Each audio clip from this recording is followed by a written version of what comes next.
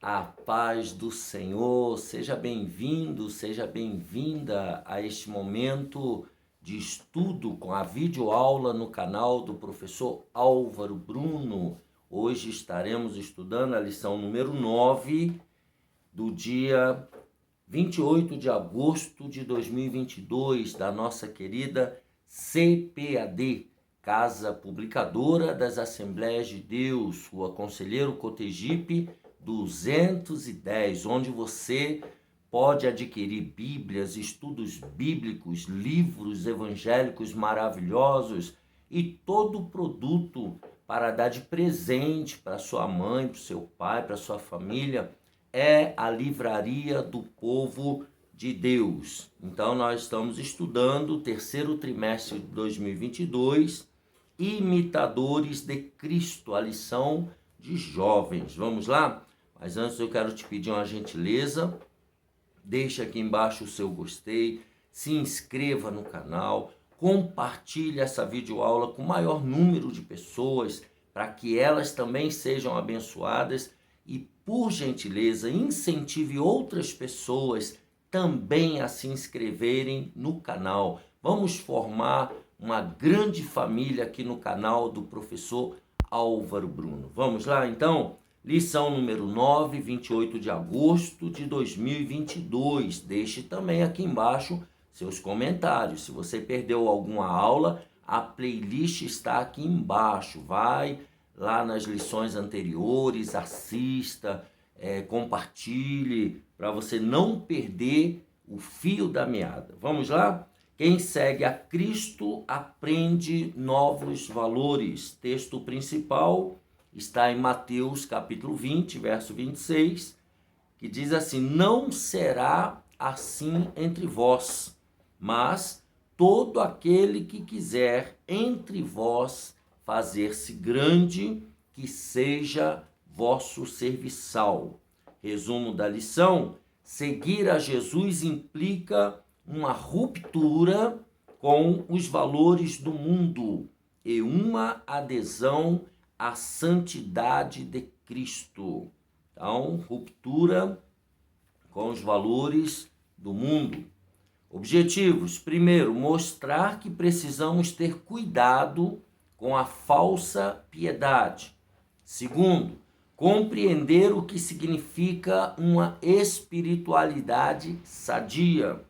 E terceiro, conscientizar de que devemos pensar segundo o padrão do reino. Então, a nossa visão é pelo padrão do reino. Ele, no texto bíblico, ele diz o seguinte, Mateus 20, do 20 ao 24, nós estamos estudando com o pastor Tiago Brasil. Pastor Tiago Brasil, ele do Templo Central lá em Fortaleza, no Ceará. Ele é doutor em filosofia, professor, obras publicadas pela CPAD, pastor Tiago Brasil. Mateus 20, do 20 ao 24, então se aproximou dele a mãe dos filhos de Zebedeu com seus filhos, adorando-o e fazendo-lhe um pedido. E ele diz-lhe: que queres? Ela respondeu: dize que estes meus 2 filhos se assentem, um à tua direita e outro à tua esquerda no teu reino. Jesus, porém, respondendo, disse: não sabeis o que pedis. Podeis vós beber o cálice que eu hei de beber e ser batizado com o batismo com que eu sou batizado? Dizem-lhe eles: podemos. E diz-lhes ele: na verdade bebereis o meu cálice, mas o assentar-se à minha direita ou à minha esquerda não me pertence dá-lo, mas é para aqueles para quem meu Pai o tem preparado. E quando os 10 ouviram isto, indignaram-se contra os 2 irmãos. Então o tempo fechou, né? Na introdução nós observamos, na atualidade, testemunhamos um movimento inverso acontecer em relação entre o mundo e a igreja. Qual é esse movimento? Em vez daqueles que foram convocados por Jesus influenciar os valores do mundo, né? É a mentalidade apartada de Cristo, ou seja, os valores do mundo, que tem influenciado algumas igrejas. Então é importante nós retornarmos para o reino, para os princípios do reino. E é importante que sigamos o exemplo de Jesus e façamos da casa de Deus, né, um ambiente de edificação e crescimento. Então a igreja precisa retomar o seu poder influenciador. É isso aqui que ele está dizendo. Primeiro, cuidado com a falsa piedade. Nem sempre a sinceridade é sinônimo de piedade. Ser sincero e ser piedoso não são coisas iguais. Vejamos. Imagine a cena: uma frágil idosa intercede pelo futuro de seus filhos. Pensando nesse tipo de contexto, podemos chegar à precipitada conclusão de que isso é um pedido tão viável quanto justo. Então, a senhora intercedendo pelos seus filhos. Contudo, em Mateus 20, somos apresentados a mais detalhes sobre a súplica da mãe de Tiago e João. Então, é essa mãe que nós estamos tratando, a mãe de Tiago e de João. E pela conclusão da narrativa, nós aprendemos o quê? Que apesar da aparente honestidade do pedido dessa mãe, ele carregava a marca de uma sociedade pecaminosa. Então esse pedido, ele estava maculado pelos valores daquela sociedade.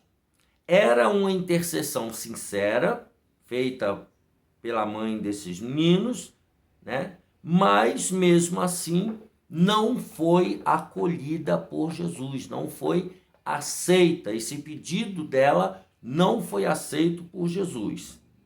E aí vem a conclusão: não basta orar, é necessário falar com Deus da forma correta, pois infelizmente muitos de nós pedimos, mas não recebemos.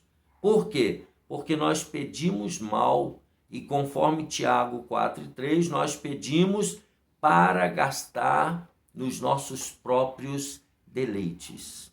Nós não sabemos pedir, nós pedimos mal, tá? E aí está o grande erro. Vamos ao segundo. Sim, existem orações e pedidos inadequados, né, que não fazem um mínimo sentido aos olhos de Deus, né? Esse registro do evangelho que nós estamos estudando é um excelente exemplo para demonstrar como se pode fazer a coisa certa do modo errado. Às vezes a gente faz a coisa certa, mas de maneira errada, tá? Devemos orar uns pelos outros. Tiago 5,16. Vamos começar a nossa leitura. Tiago, pouco depois de Hebreus e antes de Pedro, né? Primeiro esse versículo que ele citou, de Tiago 4:3, que diz assim: vocês nada têm, vocês cobiçam, no versículo 2, matam e sentem inveja, nada têm porque não pedem. E aí o versículo 3, quando pedem, não recebem, porque pedem mal para esbanjarem em seus prazeres. Eu estou lendo na Nova Almeida Atualizada, essa Bíblia maravilhosa que você encontra lá na CPAD por um preço muito bom, tá? Então aqui nós temos a referência do primeiro tópico. As pessoas precisam pedir corretamente segundo a palavra de Deus. Tiago 5:16, há uma orientação. Portanto, primeiro, confessem os seus pecados uns aos outros. Então, precisa, antes de pedir qualquer coisa a Deus, é necessário a pessoa se consertar com Deus, pedindo perdão. E orem uns pelos outros, para que vocês sejam curados. Então, a ordem aqui é para nós orarmos uns pelos outros, não é só orar para o próprio interesse, pedindo a Deus coisas somente para si, não, orar uns pelos outros. Essa é a oração que Deus responde.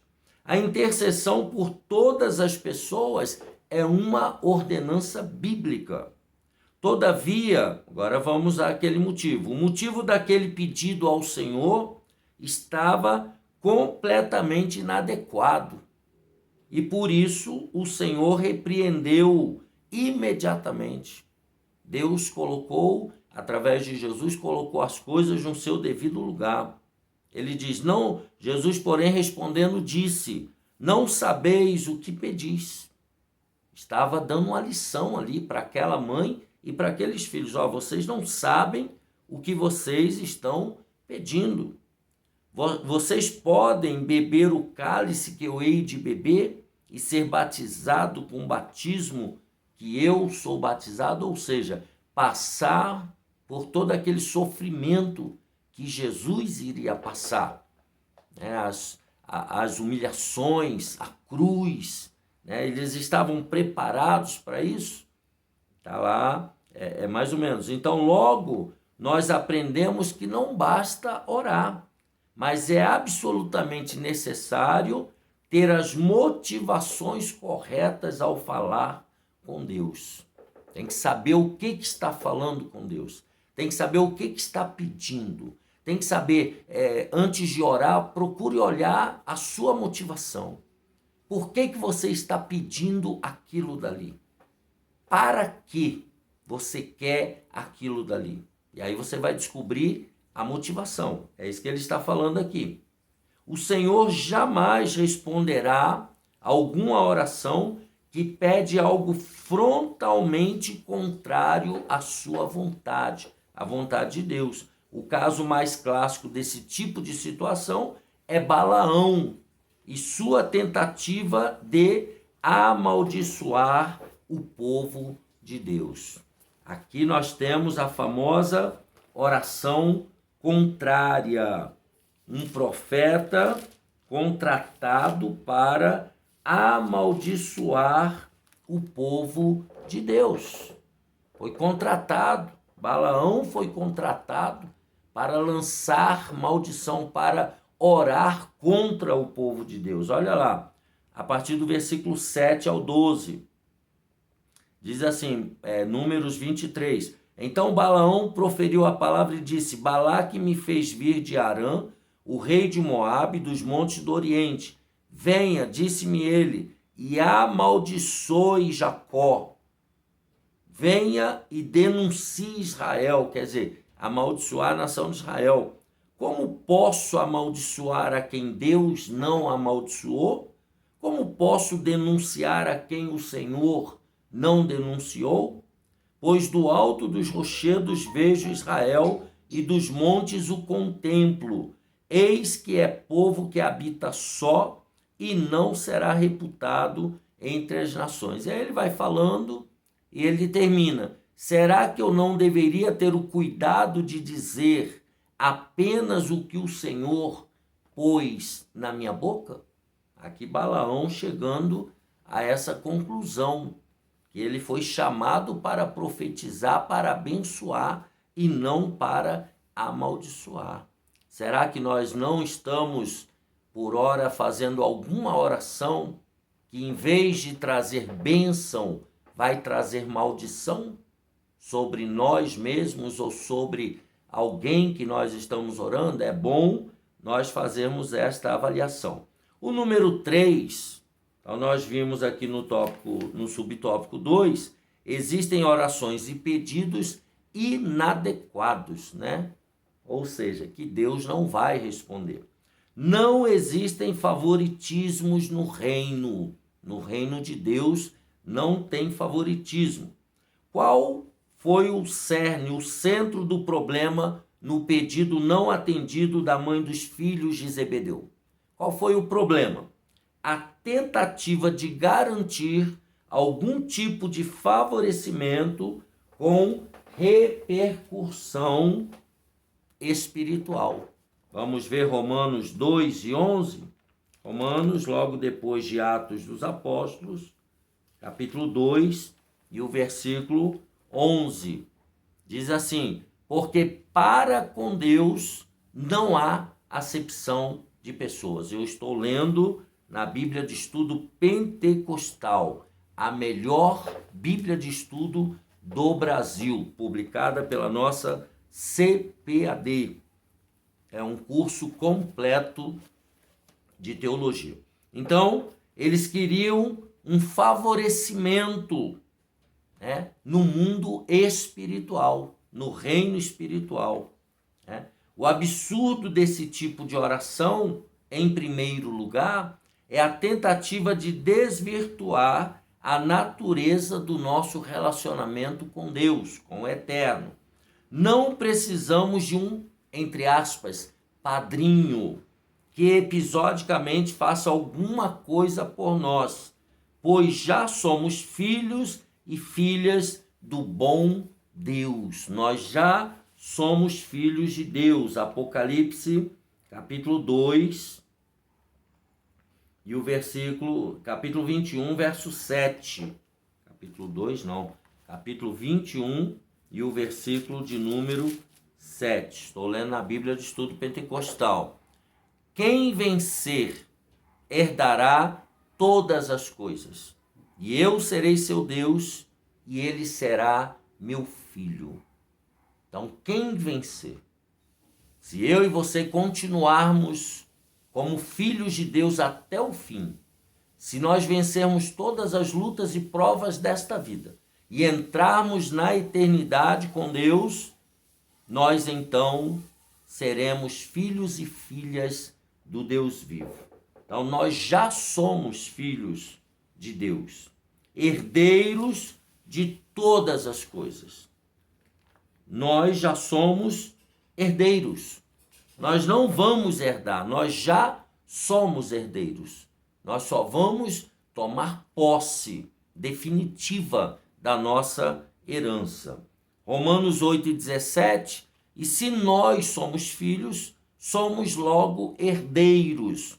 Veja que o verbo está no presente. Somos logo herdeiros também, herdeiros de Deus e co-herdeiros de Cristo, se é certo que com ele padecemos, para que também com ele sejamos glorificados. Então nós somos herdeiros de Deus e co-herdeiros com Cristo. Portanto, né, nós não precisamos de padrinho, não precisamos de apadrinhamento. Jamais reduza o grandioso Deus, nem o seu maravilhoso amor. Nós não precisamos de apadrinhamento. O eterno Deus, ele não faz um ranking de amor entre seus filhos. Quem ele ama mais, quem ama menos.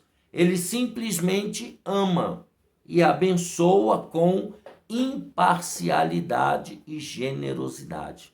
Então ele ama a todos, ele abençoa a todos, ele é generoso com todos. Os filhos de Adão, né, é que insistem em divisões e rivalidades entre si.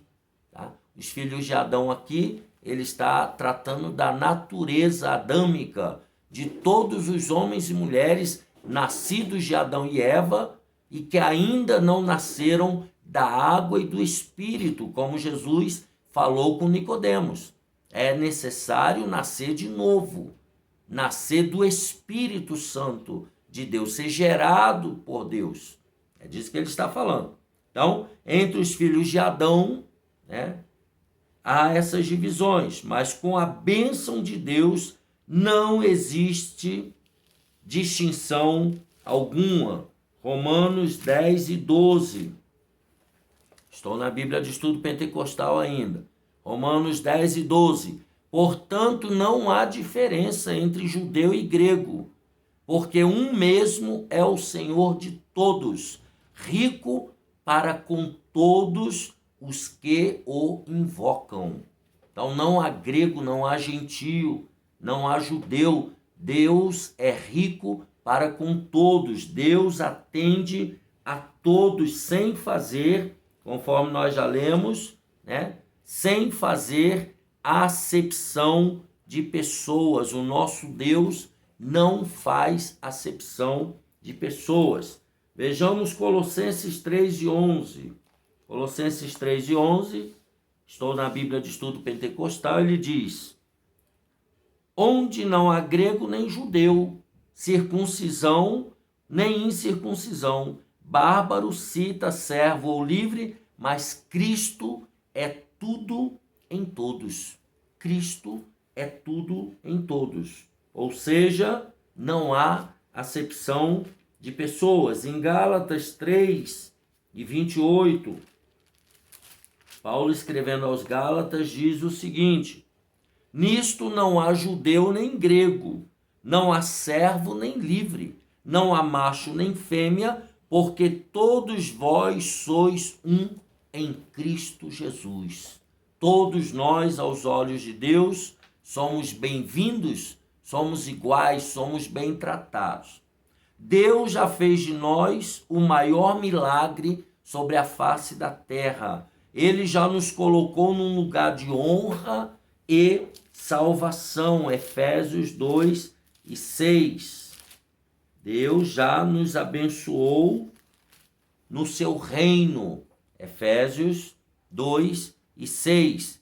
E nos ressuscitou juntamente com ele e nos fez assentar nos lugares celestiais em Cristo Jesus. Nós já estamos assentados em lugares celestiais com Cristo Jesus. Nós já estamos, num certo sentido, reinando já com Cristo Jesus. Ainda que nesse corpo, mas no nosso espírito e na nossa alma, nós já estamos com ele nas regiões celestiais. Então veja que esse é o maior milagre que nós já recebemos sobre a face da terra. Não precisamos mais de jeitinho, não precisamos mais de puxadinho, não precisamos fazer maracutaia para poder receber alguma coisa. É isso que ele está nos deixando subentendido. É possível, pense, transformar a bênção da oração em prejuízo espiritual. Quando você ora de maneira errada, isso vai trazer prejuízo para você mesmo. Ponto importante, então: todos os que creem em Jesus são filhas e filhos de Deus. Todos os que creem, todos os que recebem a Cristo como Salvador e Senhor da sua vida, esses são filhos e filhas de Deus. Então, se você está se sentindo desprezado por um pai, por uma mãe, ou por alguma autoridade, se você está se sentindo largado, saiba, você não precisa se sentir assim. Você é filho de Deus. O Pai, o Filho e o Espírito Santo, ele está dentro de você. Portanto, levante essa cabeça, bola para frente e vamos adorar a Deus. Porque você é filho, você é filha de um Deus maravilhoso. Vamos ao tópico 2, buscando uma espiritualidade sadia. Isso aqui é muito importante, espiritualidade sadia, equilíbrio. Primeiro, nunca queira assumir o papel de Deus na sua história. Nunca queira assumir o papel de Deus. Não, eu sou eu mando em mim, eu faço. Não, cuidado com isso. Vamos ver. Não bastasse o pedido inconveniente da mãe, dos irmãos apóstolos, eles insistiram no plano descabido de ter um lugar de honra lá no céu. Eles queriam o lado direito do mestre, um do lado direito, um do lado esquerdo. por um instante, a glória e a majestade salvadora de Deus não foram suficientes para João e Tiago. Quer dizer, fazer parte daquele grupo dos 12, ser salvo, isso não foi suficiente. Você já observou que tem crente que nada para ele tá bom? Se ele tem uma casinha de aluguel, não tá bom. Se ele tem uma mansão, não tá bom. Se ele tem 10 mansões, não tá bom. Tem pessoa que nunca tá bom, né? A pessoa sempre está querendo mais. Era o caso deles aqui. Eles também ambicionaram determinar os seus galardões no céu. Eles queriam determinar para Deus o que eles queriam que fosse dado lá no céu para eles. Cuidado com as vezes que seu coração lhe disser: você merece, você é o melhor. Olha só, essas duas frases, você merece, eu mereço, né? A pessoa começa a achar que ela é que vai determinar para Deus o que Deus tem que fazer, tá? Quando a pessoa começa, não, você é o melhor, né? Eu sou o melhor, e a pessoa acha que ela é merecedora. O pecado está perigosamente próximo de realizar graves estragos na sua vida. Quando você começar a se achar o melhor, quando você começar a achar que merece, o pecado está muito pertinho para causar grandes estragos. Os filhos de Zebedeu não queriam apenas o céu, eles já ambicionavam um lugar de destaque lá. E perceba, não era apenas um ingênuo pedido de quem desejava estar perto do mestre. Não era um pedido ingênuo, como num momento pode parecer. O céu, lugar de justiça e paz, jamais poderá ser dividido de acordo com certos critérios humanos. A divisão lá não é de acordo com essa mentalidade mundana que nós temos aqui. Não, os critérios lá são justíssimos, são retos. Se depois dessa grave repreensão de Jesus e desse breve comentário explicativo, a postura daquela mãe e de seus filhos não lhe causa incômodo ou constrangimento algum, isso diz muito sobre o seu coração e a sua espiritualidade. Então, se isso que nós estamos falando aqui não te incomoda, não te faz refletir, então a coisa está bastante complicada. Nós precisamos repensar como é que nós estamos nos comportando diante de Deus. O número 2, sintomas de uma fé decadente. Para que não reste qualquer dúvida sobre a inadequação do pedido da família de Zebedeu, da mãe e dos filhos, basta que reflitamos sobre a reação dos demais apóstolos. Olha o versículo 24 na leitura. E quando os 10 ouviram isso, indignaram-se contra os 2 irmãos. Eles ficaram bravos, tá? Ela produziu, né, esse pedido, né, essa questão, ela produziu a reação, uma enorme celeuma no meio apostólico, né? Causou uma divisão, causou mágoa, né? Como poucas vezes se vê nos evangelhos. O pior dos apóstolos apareceu nesse momento. O pior que ele diz, a natureza velha de cada um daqueles apóstolos, ela veio à tona quando souberam. E esse problema não ocorre no início do ministério do Cristo, quer dizer, já estava caminhando para o fim, na etapa final, ou seja, já eram quase 3 anos caminhando com Jesus, com o Mestre, mas mesmo assim, aquele grupo de homens ainda estava em processo de aprendizagem a respeito de uma vida cristã saudável. Veja, no nosso meio às vezes tem pessoas, né, de mais de 20, 30 anos, de crente, de carteirinha, às vezes até obreiros, mas ainda precisando aprender sobre uma vida cristã saudável. Número 3, os perigos da lógica humana. Já pensou se muitos crentes quiserem ser Zebedeus? O que será da igreja? Né? Se todos quiserem tomar o primeiro lugar lá. Infelizmente, precisamos reconhecer que em alguns lugares isso já até pode estar acontecendo. São crentes carnais que querem os primeiros lugares, que alimentam seus egos de elogios públicos. Tem pessoa que adora elogios. Se você não elogiar, a pessoa fica revoltada. Jesus exortou os escribas e fariseus há quase 2000 anos, porque eles viviam dessa forma, viviam querendo elogios, querendo aparecer, querendo o primeiro lugar. Então nós precisamos ter cuidado, pois foi contra isso que Jesus se opôs de modo contundente. Não houve qualquer tipo de negociação com o erro. O mestre desconsiderou completamente esse pedido, essa petição, e imediatamente lembrou seus amigos da qualidade dos valores que eles deveriam buscar.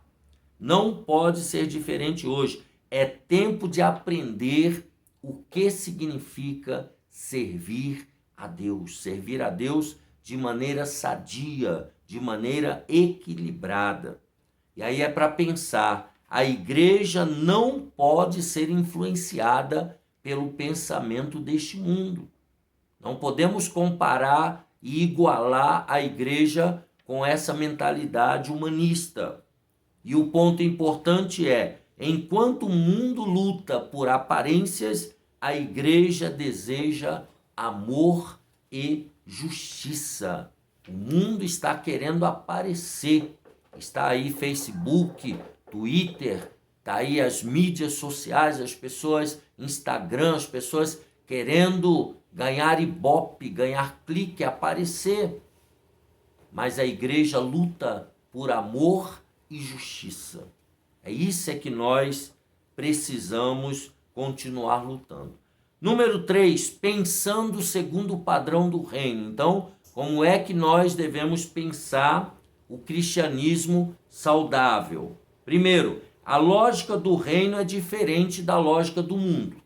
Isso é óbvio. A igreja não pode imitar o império das trevas. A igreja não pode imitar o mundo. Nossas igrejas locais não têm nada a aprender com a filosofia deste mundo, ou seja, sua maneira de pensar. A maneira de pensar desse mundo é contrária à maneira de pensar de Cristo. Ou seja, observe Romanos 12, e não vos conformeis com este mundo, mas transformai-vos pela renovação do vosso entendimento, para que experimenteis qual seja a boa, agradável e perfeita vontade de Deus. Então, nós devemos buscar a vontade de Deus, saber qual é a vontade de Deus, porque ela é contrária à vontade deste mundo. Jesus deixou bem claro aos seus discípulos que as relações do reino precisam ser bem diferentes do modo como a sociedade sem Deus funciona. O mundo funciona de um jeito totalmente diferente. A igreja fundamenta-se exatamente nisso. Qual é o fundamento da igreja?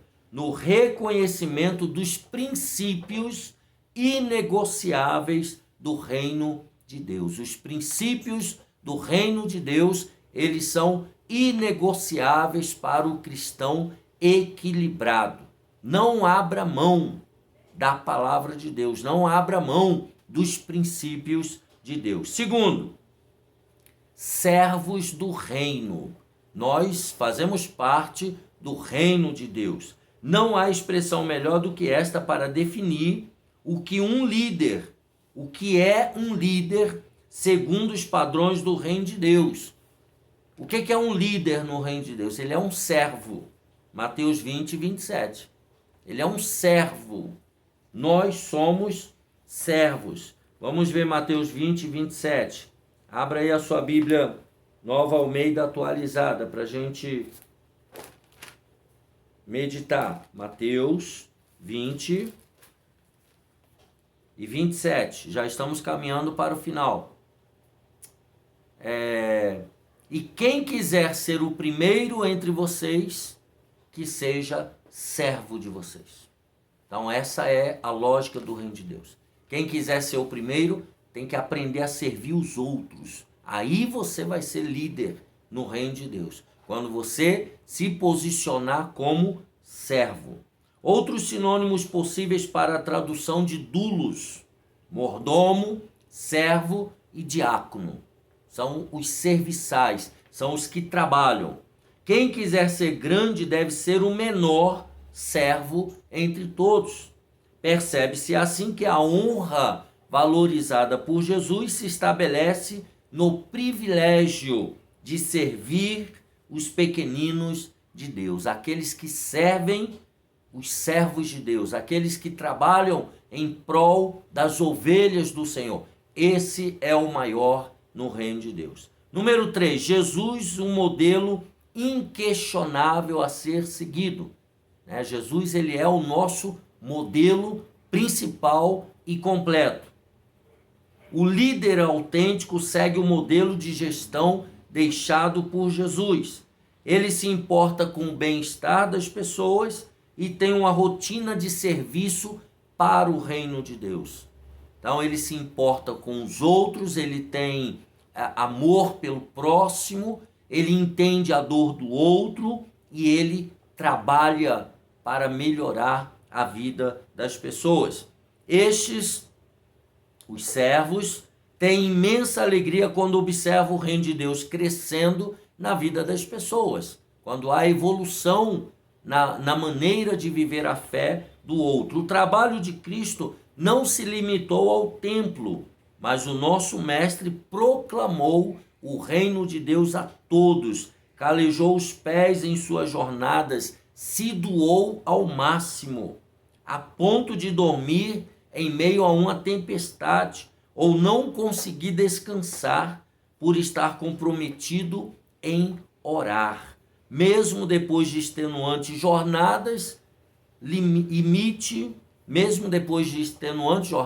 muito trabalho, tá? Jesus, ele continuava ali trabalhando, continuava orando. Portanto, este é o modelo de liderança que Jesus nos deixou.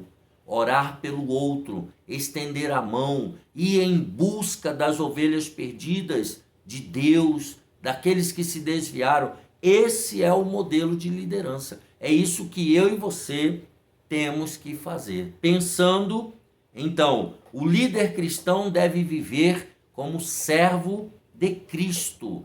Cristo deve ter a primazia em nossas igrejas. Cristo, ele tem que ser o número 1 na minha vida, na sua vida e na nossa igreja, na nossa congregação. Jesus, ele é o mais importante.